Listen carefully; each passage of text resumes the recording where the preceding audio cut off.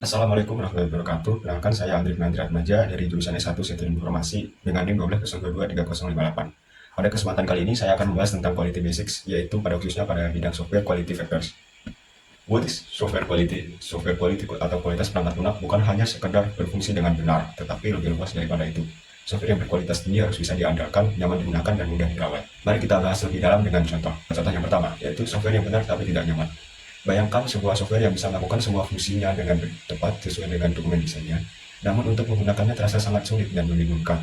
Meskipun secara teknis itu benar, software ini tidak bisa dikatakan berkualitas tinggi karena tidak memenuhi kebutuhan penggunanya. Masuk ke contoh yang kedua, yaitu software lengkap tapi sulit diperbaiki. Misalnya software yang memiliki semua fitur yang diinginkan pengguna, tetapi kode programnya sangat rumit dan tidak terstruktur.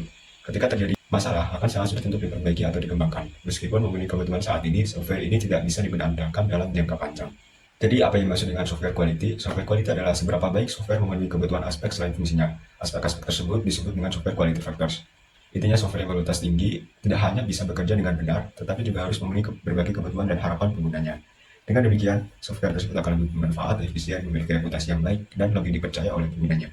Software quality factors. Pernahkah Anda kesulitan menggunakan software yang padahal fungsinya sudah sesuai kebutuhan atau software yang sering error dan menghambat produktivitas? Itulah kualitas perangkat lunak bukan hanya soal memenuhi fungsionalitas, performa, biaya, dan jadwal yang telah ditentukan.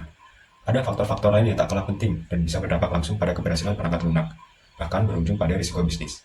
Faktor-faktor inilah yang disebut sebagai software quality factors. Yang selanjutnya kita akan mengidentifikasi software quality factors, mendefinisikan dan mendokumentasikan faktor-faktor ini sama pentingnya dengan kebutuhan sistem quality basics lainnya.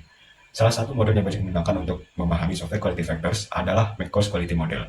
Model ini digambarkan dalam figur 16 seperti pada gambar di samping ini. Lalu apa itu McColl's Quality Model? Model kualitas perangkat lunak ini dikembangkan oleh Jim McColl dan timnya pada tahun 1977. Model ini bertujuan untuk menjembatani perbedaan pandangan antara pengguna dan pengembang, dengan fokus pada faktor-faktor kualitas perangkat lunak yang mencerminkan keduanya.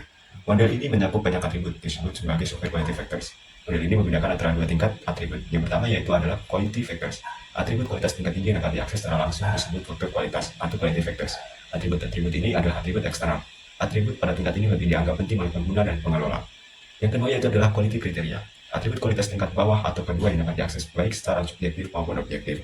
Atribut-atribut ini adalah atribut internal. Setiap faktor kualitas memiliki banyak kriteria, kualitas tingkat kedua atau sub-kriteria. Model ini mengklasifikasikan semua pernyataan perangkat lunak menjadi 11 software quality factors yang dibagi menjadi 3 kategori. 3 kategori perspektif software quality factors tersebut. Yang pertama yaitu adalah product operations, faktor-faktor seperti keakuratan keadilan dan yang lainnya yang terkait langsung dengan bagaimana perangkat lunak beroperasi sehari-harinya. Lalu yang kedua adalah product revision, terkait bagaimana kemampuan untuk memperbaiki, memperbarui, dan menguji perangkat lunak di masa yang akan mendatang. Lalu yang ketiga yaitu adalah product transition, faktor-faktor seperti kemudahan dipindahkan, dipakai ulang, dan bekerja sama dengan sistem yang lain. Kita akan masuk ke penjelasan masing-masing kategori tersebut. Yang pertama yaitu adalah product operation, bagaimana fokus software berfungsi dalam penggunaan sehari-hari, yang terdiri dari 5 factors. Yang pertama yaitu adalah correctness atau keakuratan, seberapa tepat output software sesuai dengan data yang dimasukkan. Contohnya, aplikasi keuangan harus menghitung saldo secara akurat. Lalu yang kedua itu adalah reliability atau keandalan, seberapa jarang software mengalami kesalahan atau crash. Contohnya yaitu sistem pemesanan tiket harus bisa diandalkan saat peak season. Yang ketiga yaitu adalah efisiensi, seberapa optimal software menggunakan sumber daya seperti memori dan waktu. Contohnya aplikasi editing foto harus bisa mengolah gambar tanpa membuat perangkat lambat. Lalu yang keempat itu adalah integrity atau integritas, seberapa aman software dari akses tidak sah dan perubahan data.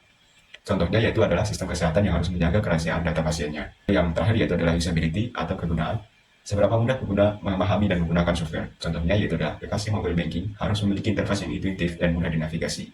Lalu yang selanjutnya yaitu adalah product revision, di mana fokus pada bagaimana menekankan kemampuan software untuk diubah dan diperbaiki, yang terdiri dari 3 faktor. Yang pertama yaitu adalah maintainability atau kemudahan perawatan, seberapa mudah menemukan dan memperbaiki bug atau kesalahan dalam software. Contohnya yaitu adalah kode software harus terstruktur dan terkomentar dengan baik untuk memudahkan perbaikan. Kedua itu adalah flexibility, seberapa mudah software dimodifikasi untuk memenuhi kebutuhan baru. Contohnya adalah sistem e-commerce harus bisa diadaptasi untuk fitur dan produk baru. Yang terakhir yaitu adalah testability atau keterujian, seberapa mudah software diuji untuk memastikan kualitasnya. Contohnya, software harus memiliki unit tes otomatis untuk menjamin kestabilitasan. Yang satunya yaitu adalah product transition, di mana fokus pada adaptabilitas software terhadap lingkungan baru dan kemampuan software untuk dipindahkan dan bekerja sama dengan sistem lain. Terdiri dari 3 faktor. Yang pertama yaitu adalah portability atau portabilitas, seberapa mudah software dipindahkan ke platform atau lingkungan yang baru. Contohnya, aplikasi mobile harus bisa berjalan di berbagai jenis perangkat.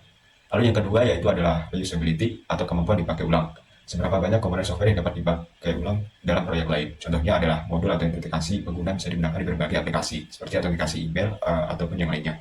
Lalu yang terakhir yaitu adalah interoperability atau interoperabilitas. Seberapa mudah software bekerja sama dan bertukar data dengan sistem lain. Contohnya adalah aplikasi portofolio pelamar kerja yang dapat terintegrasi dengan platform rekrutan untuk memudahkan pelamar mencari pekerjaannya. Berikut beberapa sumber referensi yang saya gunakan. Sekian presentasi dari saya. Terima kasih atas perhatiannya dan mohon maaf apabila ada salah kata. Wassalamualaikum warahmatullahi wabarakatuh.